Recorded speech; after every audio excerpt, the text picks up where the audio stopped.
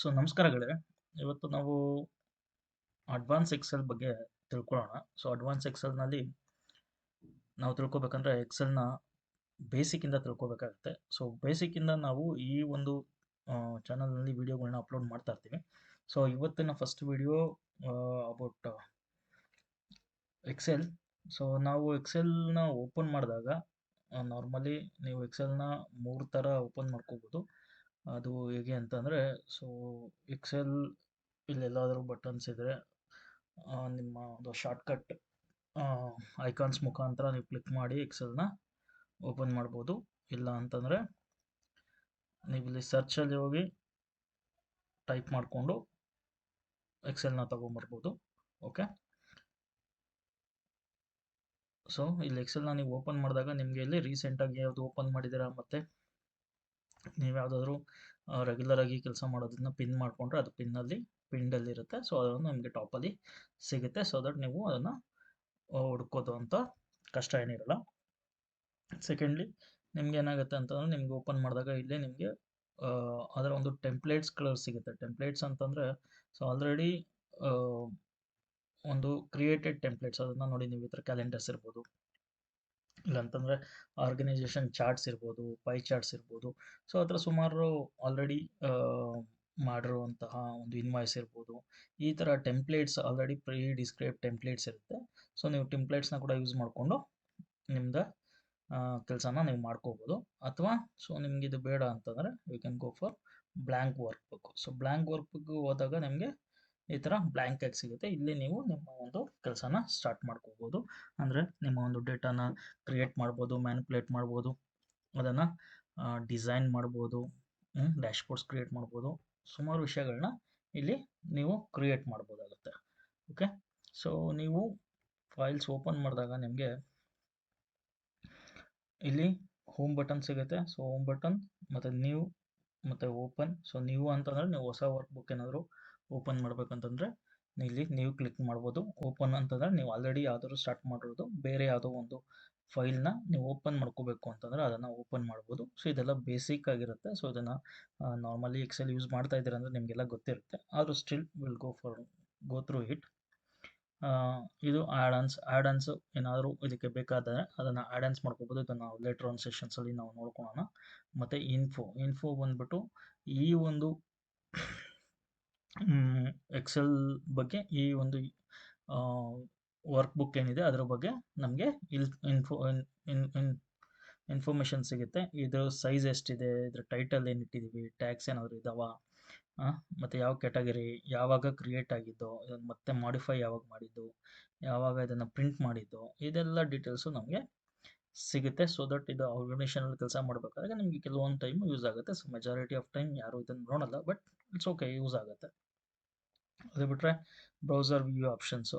So ನೀವು ಬ್ರೌಸರಲ್ಲಿ ಯಾವ ಥರ ವ್ಯೂ ಮಾಡ್ಕೋಬೋದು ಅನ್ನೋ ಥರ ಎಂಟೈರ್ ವರ್ಕ್ ಬುಕ್ ವ್ಯೂ ಮಾಡ್ತೀರಾ. ಇಲ್ಲ ಅಂತಂದರೆ you can go for only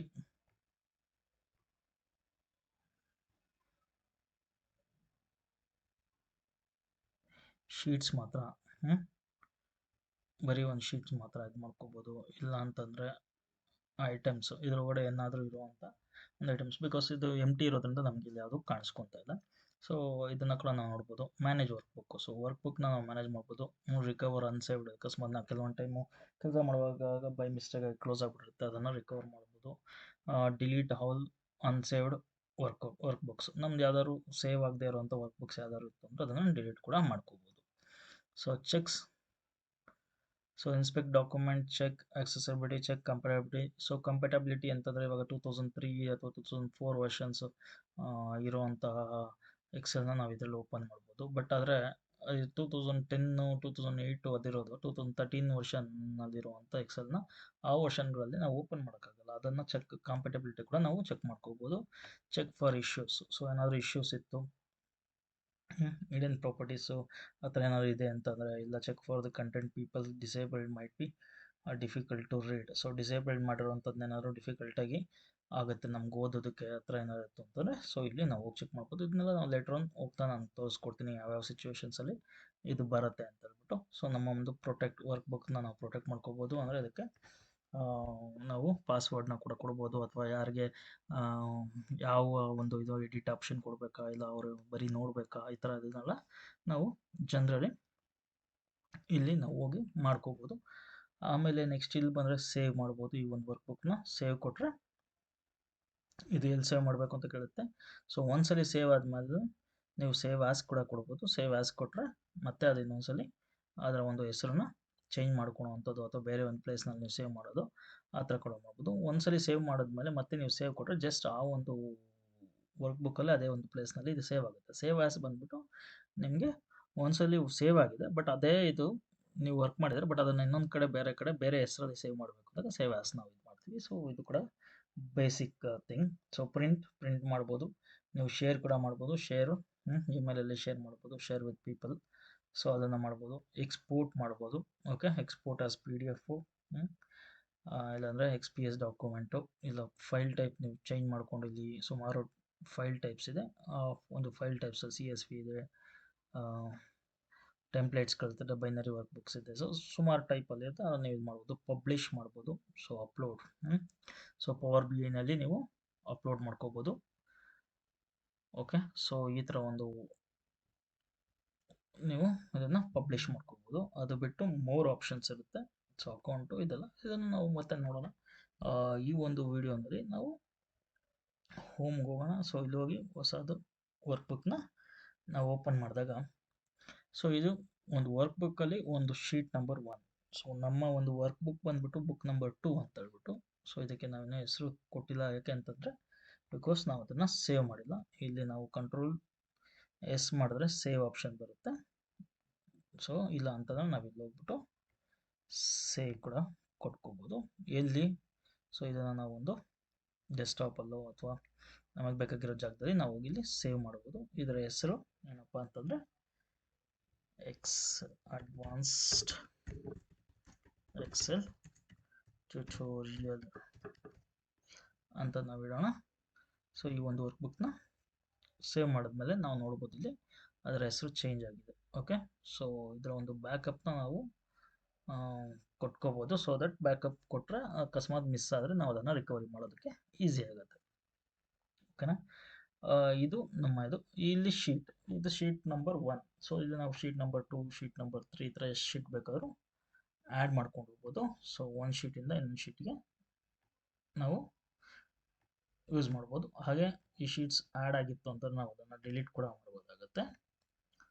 okay, sheets ಇದು ಶೀಟ್ಸ್. ಈ ಶೀಟ್ಸ್ಗೆ ನಾವು ರೀನೇಮ್ ಕೂಡ ಮಾಡ್ಬೋದು. ಈ ಶೀಟ್ಸ್ನ ಇಲ್ಲಿ ಹೋಗ್ಬಿಟ್ಟು ನಾವು ಇಲ್ಲಿ ರೀನೇಮ್ ಡಬಲ್ ಕ್ಲಿಕ್ ಮಾಡಿದ್ರೆ, ರೈಟ್ ಕ್ಲಿಕ್ ಮಾಡಿದ್ರೆ ನಮಗೆ ಇಲ್ಲಿ ಅದ್ರ ಮೇಲೆ ಇದು ಬರುತ್ತೆ. ಇದನ್ನು ನಾವು ಹೋಗ್ಬಿಟ್ಟು ಅಡ್ವಾನ್ಸ್ಡ್ ಎಕ್ಸೆಲ್ ಬೇಸಿಕ್